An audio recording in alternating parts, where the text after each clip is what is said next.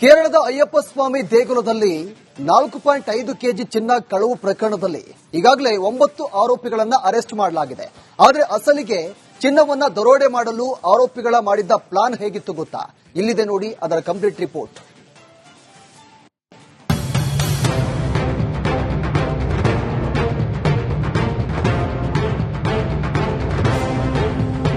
ಶಬರಿಮಲೆ ಅಯ್ಯಪ್ಪ ಸ್ವಾಮಿ ಚಿನ್ನ ಕಳವು ಪ್ರಕರಣದ ಅಸಲಿಯತ್ತು ಬಗೆದಷ್ಟು ಬಯಲಾಗ್ತಿದೆ. ಕೇಸ್ಗೆ ಸಂಬಂಧಿಸಿದಂತೆ ಬಳ್ಳಾರಿಯ ರೋದ್ದಮ್ ಜ್ಯುವೆಲರ್ಸ್ನ ಮಾಲೀಕ ಗೋವರ್ಧನ್ ಅನ್ನ ಕೇರಳದ ಎಸ್ಐಟಿ ಅಧಿಕಾರಿಗಳು ಬಂಧಿಸಿದ್ದಾರೆ. ಇದರ ನಡುವೆ ಮತ್ತಷ್ಟು ಸ್ಫೋಟಕ ಅಂಶಗಳು ಹೊರಬಿದ್ದಿವೆ.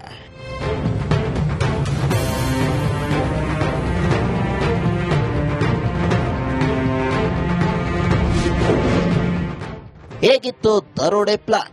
ಸಿನಿಮೆಯ ರೀತಿಯಲ್ಲಿ ಪ್ಲಾನ್ ಮಾಡಿ ದರೋಡೆ ಮಾಡಲಾಗಿತ್ತು. ಪ್ರಮುಖ ಆರೋಪಿ ಉನ್ನಿಕೃಷ್ಣನ್ ಮಾಸ್ಟರ್ ಪ್ಲಾನ್ ಮಾಡಿದ್ದ.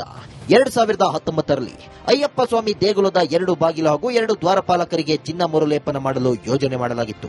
ಹೀಗಾಗಿ ಚಿನ್ನ ಮರುಲೇಪನಕ್ಕೆ ಸ್ಮಾರ್ಟ್ ಕ್ರಿಯೇಷನ್ಸ್ ಕಂಪನಿಗೆ ಕೆಲಸ ನೀಡಲಾಗಿತ್ತು. ತಮಿಳುನಾಡು ಮೂಲದ ಸ್ಮಾರ್ಟ್ ಕ್ರಿಯೇಷನ್ಸ್ ಉಚಿತವಾಗಿ ಚಿನ್ನ ಲೇಪನ ಮಾಡೋದಾಗಿ ಹೇಳಿತ್ತು.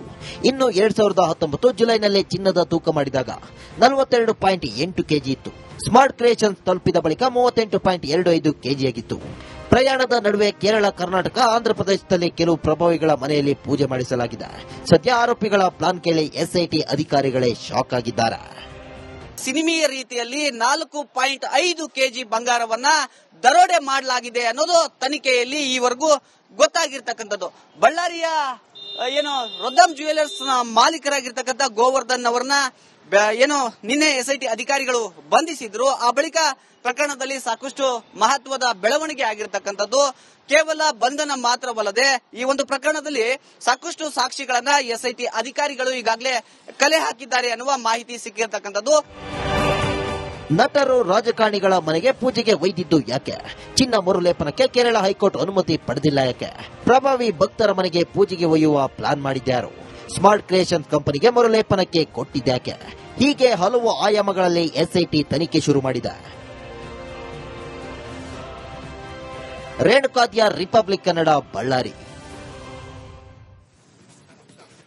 ಕೇರಳದ ಅಯ್ಯಪ್ಪ ಸ್ವಾಮಿ ದೇಗುಲದಲ್ಲಿ 4.5 ಕೆಜಿ ಚಿನ್ನ ಕಳವು ಪ್ರಕರಣದಲ್ಲಿ ಈಗಾಗಲೇ 9 ಆರೋಪಿಗಳನ್ನು ಅರೆಸ್ಟ್ ಮಾಡಲಾಗಿದೆ. ಆದರೆ ಅಸಲಿಗೆ ಚಿನ್ನವನ್ನ ದರೋಡೆ ಮಾಡಲು ಆರೋಪಿಗಳ ಮಾಡಿದ್ದ ಪ್ಲಾನ್ ಹೇಗಿತ್ತು ಗೊತ್ತಾ? ಇಲ್ಲಿದೆ ನೋಡಿ ಅದರ ಕಂಪ್ಲೀಟ್ ರಿಪೋರ್ಟ್.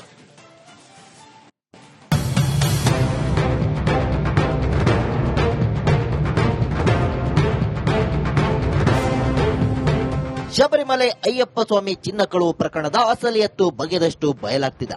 ಕೇಸ್ಗೆ ಸಂಬಂಧಿಸಿದಂತೆ ಬಳ್ಳಾರಿಯ ರೋದ್ದಮ್ ಜ್ಯುವೆಲರ್ಸ್ನ ಮಾಲೀಕ ಗೋವರ್ಧನ್ ಅನ್ನ ಕೇರಳದ ಎಸ್ಐಟಿ ಅಧಿಕಾರಿಗಳು ಬಂಧಿಸಿದ್ದಾರೆ. ಇದರ ನಡುವೆ ಮತ್ತಷ್ಟು ಸ್ಫೋಟಕ ಅಂಶಗಳು ಹೊರಬಿದ್ದಿವೆ.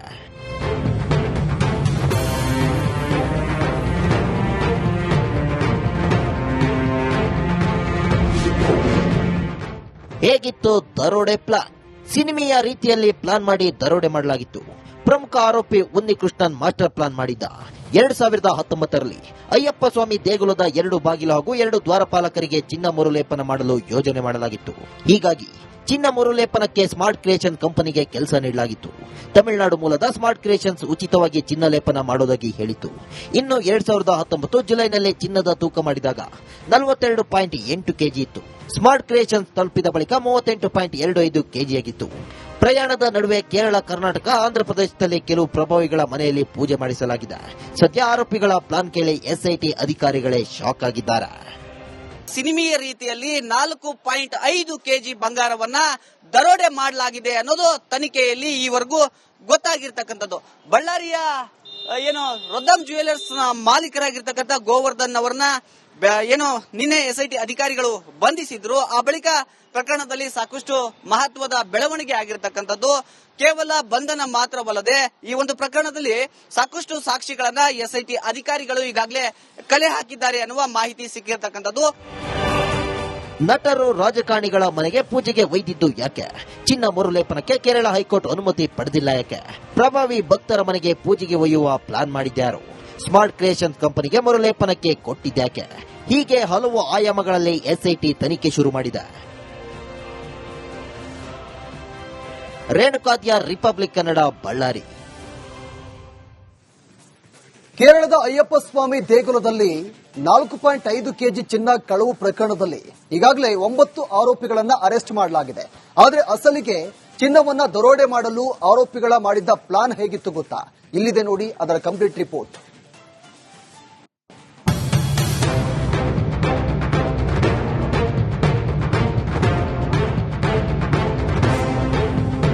ಶಬರಿಮಲೆ ಅಯ್ಯಪ್ಪ ಸ್ವಾಮಿ ಚಿನ್ನ ಕಳುವು ಪ್ರಕರಣದ ಅಸಲಿಯತ್ತು ಬಗೆದಷ್ಟು ಬಯಲಾಗ್ತಿದೆ. ಕೇಸ್ಗೆ ಸಂಬಂಧಿಸಿದಂತೆ ಬಳ್ಳಾರಿಯ ರೋತಮ್ ಜ್ಯುವೆಲರ್ಸ್ನ ಮಾಲೀಕ ಗೋವರ್ಧನ್ ಅನ್ನ ಕೇರಳದ ಎಸ್ಐಟಿ ಅಧಿಕಾರಿಗಳು ಬಂಧಿಸಿದ್ದಾರೆ. ಇದರ ನಡುವೆ ಮತ್ತಷ್ಟು ಸ್ಫೋಟಕ ಅಂಶಗಳು ಹೊರಬಿದ್ದಿವೆ.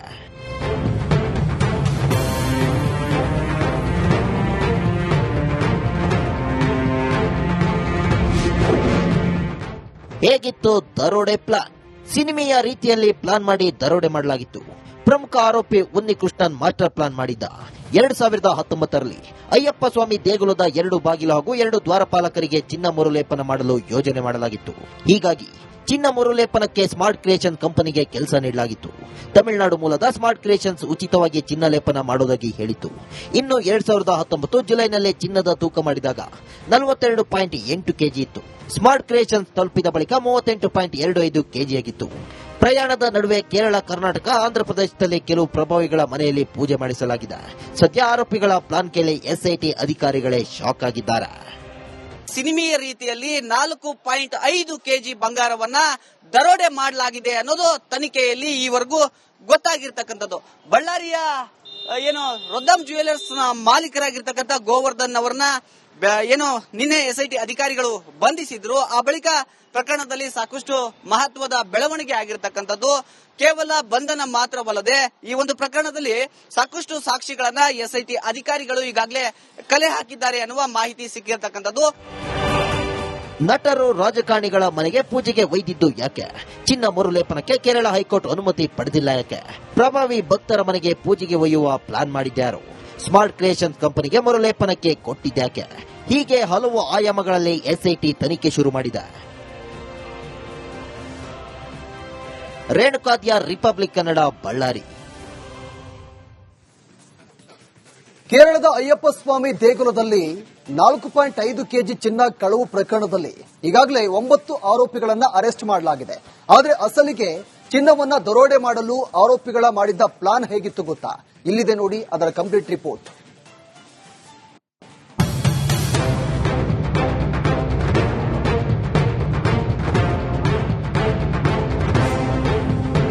ಶಬರಿಮಲೆ ಅಯ್ಯಪ್ಪ ಸ್ವಾಮಿ ಚಿನ್ನ ಕಳುವು ಪ್ರಕರಣದ ಅಸಲಿಯತ್ತು ಬಗೆದಷ್ಟು ಬಯಲಾಗ್ತಿದೆ. ಕೇಸ್ಗೆ ಸಂಬಂಧಿಸಿದಂತೆ ಬಳ್ಳಾರಿಯ ರೋತಮ್ ಜ್ಯುವೆಲರ್ಸ್ನ ಮಾಲೀಕ ಗೋವರ್ಧನ್ ಅನ್ನ ಕೇರಳದ ಎಸ್ಐಟಿ ಅಧಿಕಾರಿಗಳು ಬಂಧಿಸಿದ್ದಾರೆ. ಇದರ ನಡುವೆ ಮತ್ತಷ್ಟು ಸ್ಫೋಟಕ ಅಂಶಗಳು ಹೊರಬಿದ್ದಿವೆ.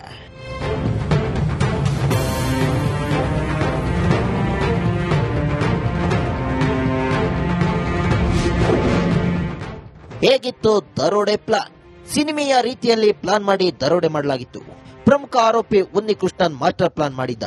2019ರಲ್ಲಿ ಅಯ್ಯಪ್ಪ ಸ್ವಾಮಿ ದೇಗುಲದ 2 ಬಾಗಿಲು ಹಾಗೂ 2 ದ್ವಾರಪಾಲಕರಿಗೆ ಚಿನ್ನ ಮರುಲೇಪನ ಮಾಡಲು ಯೋಜನೆ ಮಾಡಲಾಗಿತ್ತು. ಹೀಗಾಗಿ ಚಿನ್ನ ಮರುಲೇಪನಕ್ಕೆ ಸ್ಮಾರ್ಟ್ ಕ್ರಿಯೇಷನ್ ಕಂಪನಿಗೆ ಕೆಲಸ ನೀಡಲಾಗಿತ್ತು. ತಮಿಳುನಾಡು ಮೂಲದ ಸ್ಮಾರ್ಟ್ ಕ್ರಿಯೇಷನ್ಸ್ ಉಚಿತವಾಗಿ ಚಿನ್ನ ಲೇಪನ ಮಾಡುವುದಾಗಿ ಹೇಳಿತ್ತು.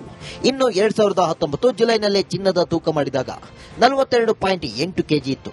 ಸ್ಮಾರ್ಟ್ ಕ್ರಿಯೇಷನ್ಸ್ ತಲುಪಿದ ಬಳಿಕ 38.25 ಕೆಜಿಯಾಗಿತ್ತು. ಪ್ರಯಾಣದ ನಡುವೆ ಕೇರಳ, ಕರ್ನಾಟಕ, ಆಂಧ್ರಪ್ರದೇಶದಲ್ಲಿ ಕೆಲವು ಪ್ರಭಾವಿಗಳ ಮನೆಯಲ್ಲಿ ಪೂಜೆ ಮಾಡಿಸಲಾಗಿದೆ.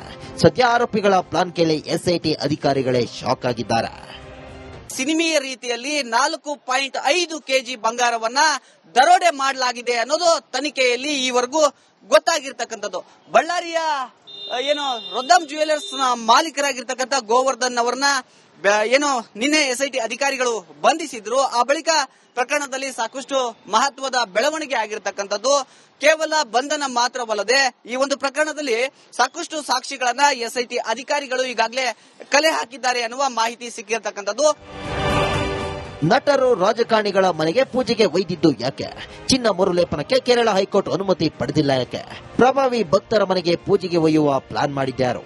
ಸ್ಮಾರ್ಟ್ ಕ್ರಿಯೇಷನ್ಸ್ ಕಂಪನಿಗೆ ಮರುಲೇಪನಕ್ಕೆ ಕೊಟ್ಟಿದ್ಯಾಕೆ?